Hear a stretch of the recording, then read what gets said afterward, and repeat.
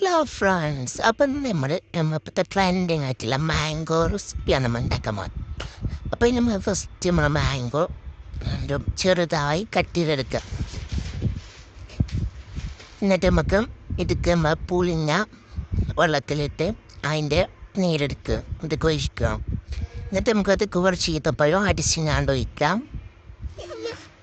എന്നിട്ട് നമ്മൾ ഒരു പാൻ എടുത്തേക്ക് എണ്ണ ഒഴിച്ചേക്ക് കുറച്ച് ജീരകം, ചെറിയ ജീരകം, പിന്നെ അതിക്ക് നമുക്ക് എരിവിന് ആവശ്യത്തിനുള്ള മുളകും പൊടി, പിന്നെ നമുക്ക് ആവശ്യത്തിനനുസരിച്ച് മഞ്ഞൾപ്പൊടി, ഇതൊക്കെ ചേർത്ത് നമുക്ക് ഇതൊന്നും ചൂടായ ശേഷം നമുക്കിത് കൊയ്ക്കാം. ഇനി നമ്മൾ ഈ മാംഗോ മിക്സ് കൊയ്ക്കുക.